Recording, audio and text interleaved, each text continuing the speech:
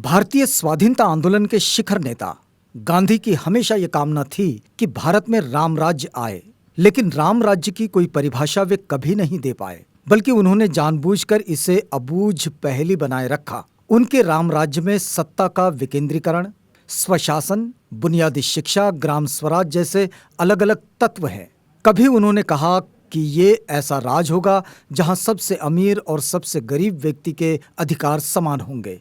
तो 1929 में young India अखबार में वे लिखते हैं कि राम राज्य की अवधारणा का मतलब एक ऐसा लोकतंत्र है जिसमें मामूली से मामूली नागरिक को तेजी से और बिना ढेर सारा धन खर्च किए न्याय मिल जाएगा। आगे चलकर जब देश की सांप्रदायिकता में बढ़ोतरी हुई, देश में सांप्रदायिकता बढ़ती है, तो वे कहते हैं कि राम राज्य का मतलब हिंदू राष्ट्र नहीं है। ईश्वर अलग अलग लोगों के लिए राम और रहीम किसी भी शक्ल में हो सकता है। ये राम राज्य के बारे में कही गई उनकी सैकड़ों बातों में से कुछ नमूने हैं।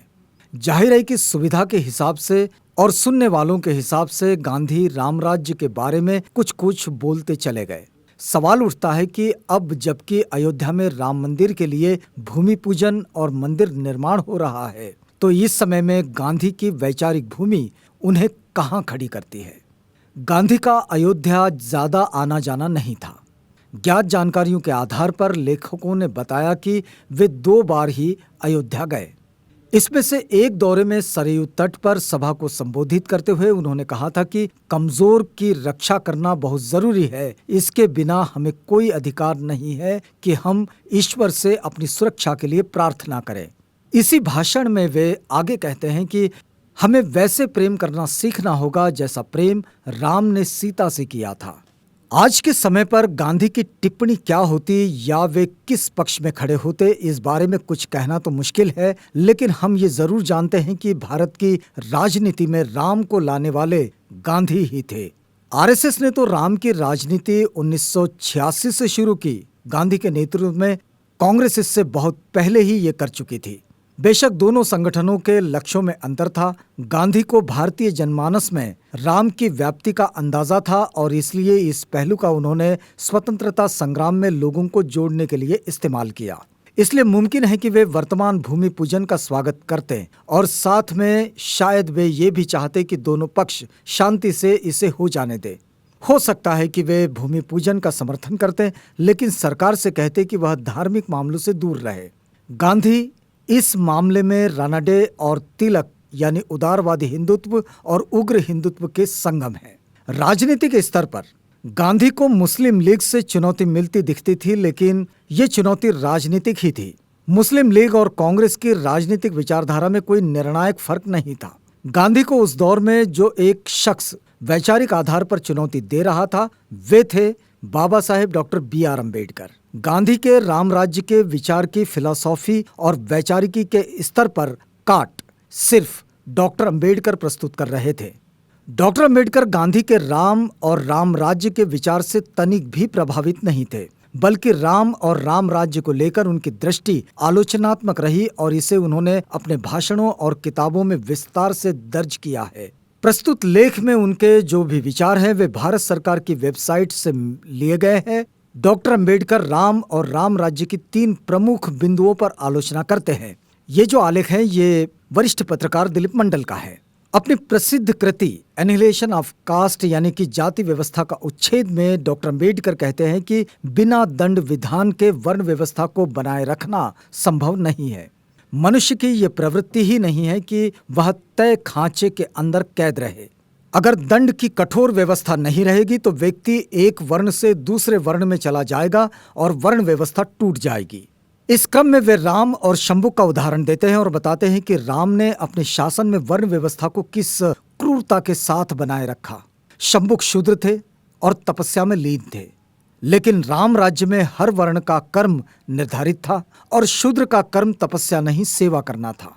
इस वजह से राम के शासन में जब एक ब्राह्मण लड़के की मृत्यु हो गई तो उसके पिता ने राम से इसकी शिकायत की और जांच करने पर पाया कि कोई शूद्र तपस्या कर रहा है और उससे धर्म की जो हानि हुई है उसी वजह से ब्राह्मण लड़के की असमय मृत्यु हुई है। राम कथा में वर्णित है कि राम ने स्वयं जाकर शंभुक का वध कर दिया, जिसके बाद वो लड़का जी उठा।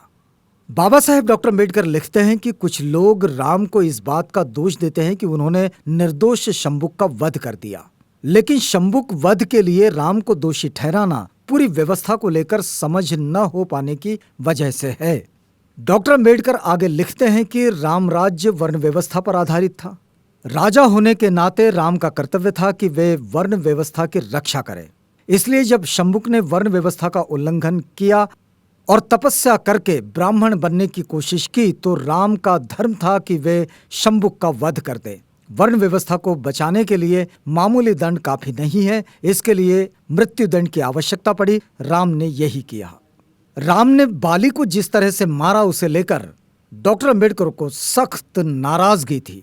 रिडल्स इन हिंदुइज्म पुस्तक में डॉक्टर अम्बेडकर मनुष्य और राजा के तौर पर राम के जिन कामों की समीक्षा करते हैं, उनमें बाली वध भी शामिल है। बाली का भाई सुग्रीव राम से मिल गया था और राम ने तय किया था कि सुग्रीव की मदद करने के लिए बाली का वध करना होगा। डॉक्टर अम्बेडकर अपनी पुस्तक में लिखते हैं कि बाली की हत्या राम के चरित्र पर सबसे बड़ा धब्बा है। इस अपराध के लिए राम को किसी ने उकसाया नहीं था। राम से बाली का कोई झगड़ा भी नहीं था। यह एक कायरतापूर्ण कार्य था, क्योंकि बाली निहत्था था। यह योजनाबद्ध तरीके से की गई हत्या थी। मूल उद्धरण इंग्लिश में देखें, पेज 326 पर। एक अच्छे वकील के तौर पर डॉक्टर अम्बेडकर ने सुग्रीव के खिलाफ तर्क दिए कि बाली के पक्ष का बचाव किया। वे लिखते हैं कि बाली जब गुफा के अंदर हुए युद्ध में मायावी को मारने के बाद अपने राज्य में लौटते हैं, तो देखते हैं कि सुग्रीव उनकी जगह राजा बन बैठा है।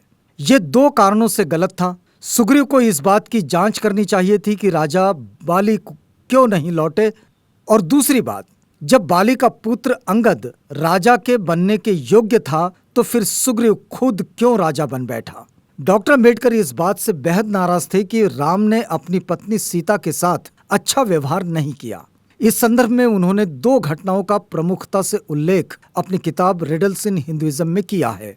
पहली घटना तब की है जब रावण राम से हार चुका है और मारा गया है, लेकिन इसके बाद राम सीता के पास नहीं जाते हैं, बल्कि रावण का अंतिम संस्कार होता है और विभीषण का राज्याभिषेक होता है, जिसमें राम शामिल होते हैं।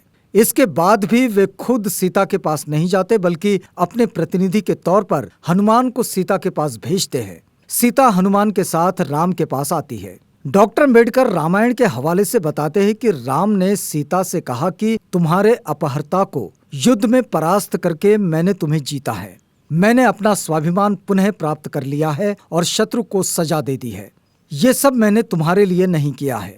मुझे तुम्हारे चरित्र पर शक है। रावण के साथ तुम्हारे संबंध जरूर बने होंगे। मैं तुम्हें इसकी इजाजत देता हूँ कि तुम जहाँ चाहो चली जाओ। मुझे तुमसे कोई लेना देना नहीं है। सभी मूल उद्धरण इंग्लिश में देखे, पेज 327 से 331 तक। डॉक्टर अम्बेडकर को इस बात की पीड़ा है कि कोई भी व्यक्ति जिसमें मानवता हो, वह अपनी पत्नी के साथ जो पहले से इतनी तकलीफ में हो, ऐसा व्यवहार कैसे कर सकता है। इसके बाद सीता को अग्नि परीक्षा देनी पड़ी, जिसके बारे में काफी कुछ लिखा जा चुका है। अयोध्या वापसी के बाद और राम राज्य की स्थापना के बाद भी सीता के साथ दुर्व्यवहार का सिलसिला रुकता नहीं है। सीता के चरित्र को लेकर अफवाहें फैलने की बात सुनकर राम फिर से सीता का त्याग कर देते हैं। बाद में राम सीता से फिर से अपने चरित्र की परीक्षा देने को कहते हैं, तो वे धरती में समा जाती है। डॉक्टर अम्बेडकर लिखते हैं, सीता ने क्रूरता का व्यवहार करने वाले राम के साथ लौटने की बजाय मर जाना बेहतर समझा। ये सीता के जीवन की त्रासदी है और भगवान राम का ये अपराध है। ये आलेख वरिष्ठ पत्रकार दिलीप मंडल का है। द प्रिंट से हमने इसे साभार प्राप्त किया है।